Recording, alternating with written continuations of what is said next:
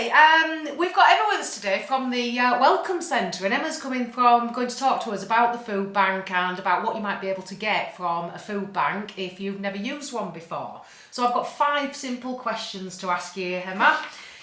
Firstly, what type of service can you offer to families? So the Welcome Centre has been open for a long time, and we've adjusted our service a lot over the years. So we're essentially a food bank, so we provide food, toiletries, bedding, household pots and pans, pet food and baby items, things like nappies, things like that. But in addition to that, we have an advice and guidance service as well. So we're not just a food bank anymore. We offer support in one-to-one kind of support sessions, budgeting.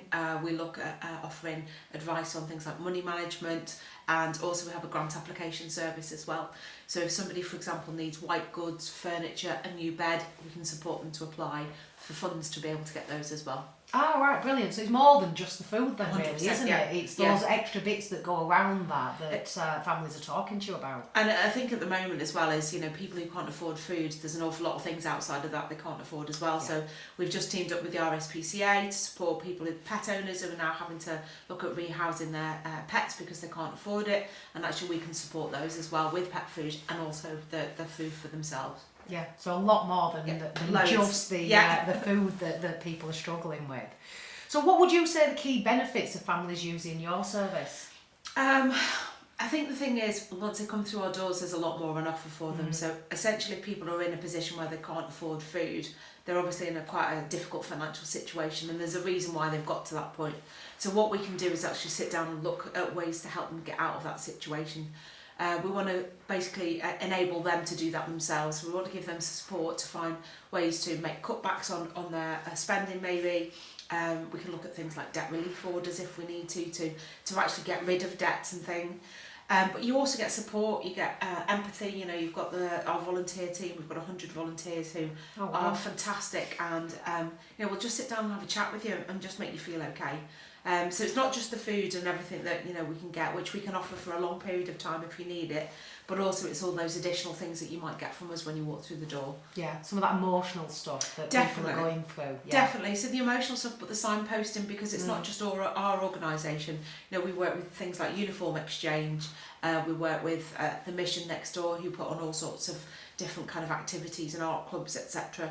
So we can actually signpost also into things like housing, any addiction services. There's so many places that we work with that we can offer kind of those as additional support services as well. Yeah. So once they get through the door, it's that wider approach to whatever's led them down to the food bank in the first place, I guess. Yeah, and not everybody wants that. Some people just want to come and get the food and they want to leave, and that's fine. That's totally your prerogative. But at the point, if you come to us and you need the support, we can look at things like Healthy Start for vitamins. We can, push you in the right direction for finding ways to manage your money better. There's so many things that we can offer other than just food. Yeah.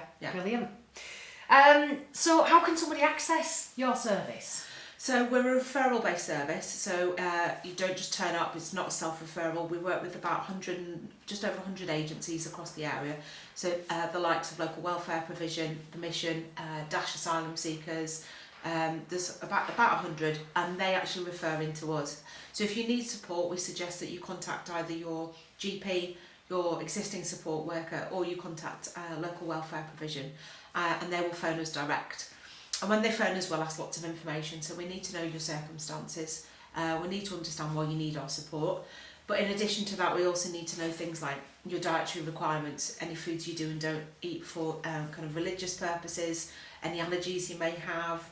And we also look at things like your circumstance. So are you living in a house with no gas and electric at the minute? So can you cook? Yeah. If you can't cook, what can we provide you that will support you for that time as well? Yeah, brilliant. So it's a really, it's kind of quite a tailored service then that you're offering. It's based on individual needs, and we might sometimes get a family. There might be 2 adults, 2 children, and there might be every different dietary need for every single person, and we'll try to cater the pack, which lasts for 7 days to all those people specifically.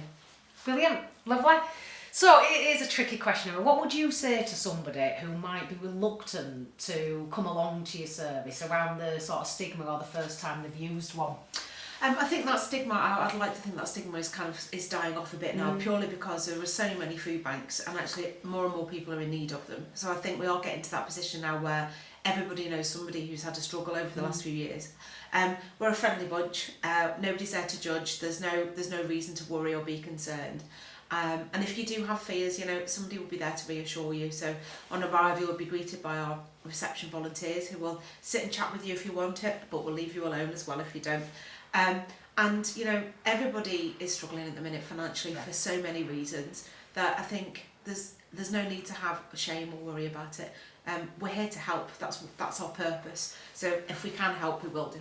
Yeah, Yeah, brilliant. definitely. So finally then, Emma, how can someone get involved in actually supporting the service?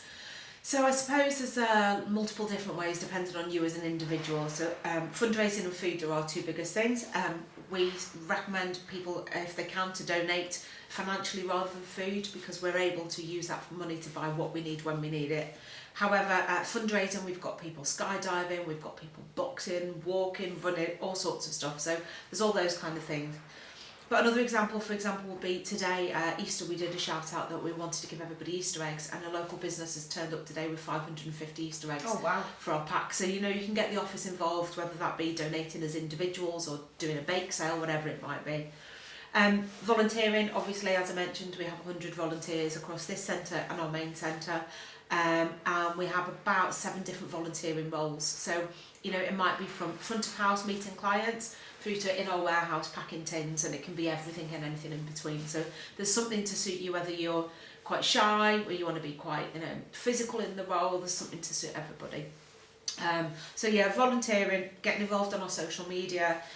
We're trying to work quite a lot on kind of lobbying and campaigning in and around ending the need for food banks. Yeah. So if we see a post from us, you know, asking for your support, you can support us that way as well. Yeah, Yeah. brilliant. Well, that's been brilliant, Emma. Thank you so much for sharing that with us. And I guess the key to it is come along, get involved, come and see where you can either support as a volunteer or come along and use the service if that's a need that you have. Absolutely. I think we cover the whole of the South Kirklees area, and you know, if somebody is struggling, absolutely come and find out about us. We're on the website, we're on social media. You know, you can find out all the information on there. There's lots of like questions you can check about if you've got concerns or worries. You can have a read through and find that information before you turn up as well. Brilliant. Okay, well, thank you very much for that, Emma. Thank you for your time. No worries.